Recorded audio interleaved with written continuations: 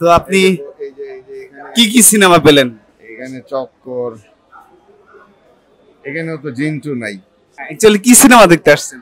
প্রথম কথা হচ্ছে সিনেমা দেখতে আসছি বাংলা সিনেমা, যেহেতু ঈদের সিনেমা, বাংলা সিনেমা দেখার প্রথম আকর্ষণ চয়েস এটাই থাকে। তো ঈদ উপলক্ষে যেহেতু ভালো সিনেমাগুলি, কোয়ালিটি সম্পন্ন সিনেমাগুলি দেওয়া হয়, এখানে আসলে দেখা যায় কি একটা ক্রেজ চলে যে শাকিব খান, আরফান নিশ্চয় এগুলো একটা ক্রেজ চলে। কিন্তু আমি যেহেতু মিরপুরে থাকি, সো মিরপুর 10-এ দেখা যায় আমার জন্য কাছাকাছি সনি স্কোয়ার।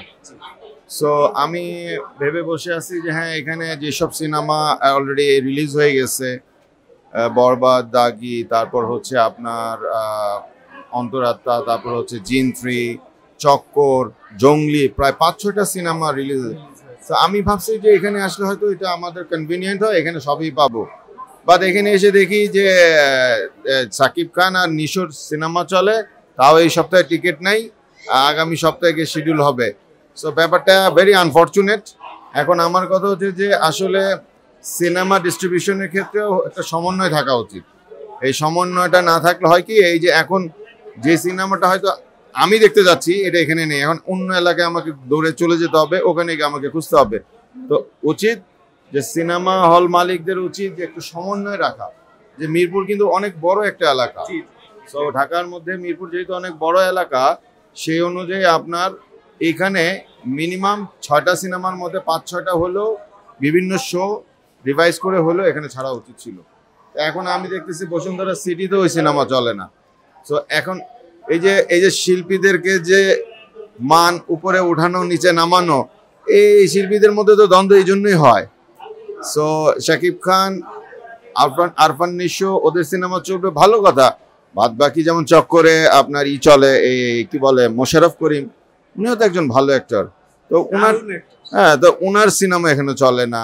তারপর আরো আছে সিয়ামের সিনেমা এখানে চলে না। তো এই যে আমাদের শিল্পীদের মধ্যে একটা বৈষম্যগত ব্যাপার স্যাপার দেখা যায়, এবং হলে আসলে এই জিনিসটা ওদের মধ্যেও কিন্তু কাজ করে। আমরা দর্শকরা হিসেবে শুধু ভাবি এটা না, শিল্পীদের মধ্যে এই বৈষম্যটা কাজ করে, বিধায় কিন্তু ওদের মধ্যে এই দ্বন্দ্বটা, অন্তর্দ্বন্দ্বটা কিন্তু এই চলমান প্রক্রিয়া চলে আসছে। এটা ঠিক করা উচিত এবং এটা থামানো উচিত। সিনেমা যদি ঈদে 4টা ছেড়ে 4টা সিনেমাই যেন সিনেপ্লেক্স, সবগুলি সিনেপ্লেক্সে চলে ঠিক মতো। অন্যান্য জায়গাও আছে, ঠিক আছে, অন্যান্য জায়গায় একটা সিনেমা চলে, একটা চলুক। সবগুলো রাখলে যে অনেক হল মালিক লস খায়, ধরেন যে জিন 3 রাখলো তো দর্শক আসলো 5 জন, সেক্ষেত্রে তো হল মালিকরা লস খাবে, এর জন্য হয়তো রাখে। এখন ব্যাপার হচ্ছে ভাইজান, পবিত্র রমজান মাস আমরা পালন করলাম, এটা হচ্ছে সংযমের মাস। আপনি 30টা দিন সংযম করছেন, ঈদের দিন থেকে আপনার সংযম শেষ হয়ে গেল, এটা তো কথা না। কথা হচ্ছে যে লাভের জন্য ব্যবসা, ঠিক আছে, কিন্তু তারপরে আপনাকে যেখানে আপনার সিনেপ্লেক্স আছে সেই এলাকার সেই কমিউনিটিটাকে আপনাকে কনসিডার করতে হবে, সেই কনসিডার করেই আপনাকে সিনেমাগুলি দিতে হবে। তা নাহলে হলো না যে আমাদের এক্সপেকটেশন ছিল যে হ্যাঁ আমরা এই জ্যাম ঠেলে দূরে যাব না, ঠিক আছে, আমরা এখানে আসবো। হ্যাঁ, আমাদের খুব বড় জোরে আমরা মেট্রো রেল দিয়ে বসুন্ধরা সিটি যেতে পারি, কিন্তু আমি তো যমুনা ফিউচারে যাব না, বিকজ কমিউনিকেশন প্রবলেম। আমাদের কমিউনিকেশন প্রবলেমটা মাথায় রেখে সিনেমা হলের মালিকদের উচিত ছিল, যেহেতু এখানে সনি স্কয়ার, মিরপুরের এলাকার লোকজনগুলি সবাই যেন এখানে সিনেমা দেখতে পায়, এই বৈষম্য থেকে আমরা যেন দূরে চলে আসি। জি, আপনি অ্যাকচুয়ালি কোন সিনেমাটা দেখতে আসছিলেন? আমি অ্যাকচুয়ালি আসছিলাম একটা ভূতের নাকি একটা ছবি আসছে, জিন 3, সেটা দেখতে আসছিলাম। কারণ ওগুলি আমি আরো পরে দেখবো, কারণ আমি জানি যে বরবাদ, দাগি এসবের টিকিট এখন অ্যাভেলেবেল হবে না, এটার জন্য হুড়োহুড়ি করে লাভ নেই। সো বি রিল্যাক্স, যেটা একেবারেই এখন অ্যাভেলেবেল না আমি সেটা আগে দিতে যাচ্ছি। আমি ভাবছি যে এখানে পাবো, বাট এখানে এসে দেখলাম নাই। সো খুবই হতাশ হলাম। এখন কোথায় চলে এটা স্ক্যানিং করে আমাকে খুঁজে বের করতে হবে, সেখানে গিয়ে আবার হয়তো বা দেখার সুযোগ নিতে হবে। এই থ্যাংক ইউ সো মাচ ভাইয়া, আপনারা অনেক ইম্পর্টেন্ট কথা বলার জন্য। তো বরবাদ এবং দাগি সিনেমা তো দেখবেন নাকি? দেখবো, এটা দেখার ইচ্ছা আছে। কোনটাকে গিয়ে রাখছেন, বরবাদ নাকি দাগি? না দেখে কিছু আগে রাখা যাবে না, আগে দেখবো ভিউজ গুলি। তারপরে হয় না একটা ব্যাপার, সাকিব খান হচ্ছে মেগা স্টার আর আরফান নিশো মাত্র দ্বিতীয় সিনেমা নিয়ে হাজির হলো, এই দিক থেকে কাকে এগিয়ে রাখবেন বলে মনে হয়? না, আমার কাছে বরাবরই নিশোর সিনেমা ভালো লাগে। আমি গতবারও সুড়ঙ্গ দেখছি 2বার, ভালো লাগে। আর শাকিব খান হচ্ছে আমাদের দেশকে কন্ট্রিবিউট করে, সোজা কথা। সে আমাদের দেশে কন্ট্রিবিউট করছে লাস্ট লং টাইম। সে দেশকে সিনেমা দিয়ে সে দেশের মানুষদেরকে বিমোহিত করে রাখতেছে। কিছু কিছু শ্রেণী দেখবে না, অনেক শ্রেণী আছে তাকে দেখে। বাট হ্যাঁ, এটা ভালো একটা কম্পিটিশনের মধ্যে আরফান নিশো আসছে, সিয়ামরা আসছে।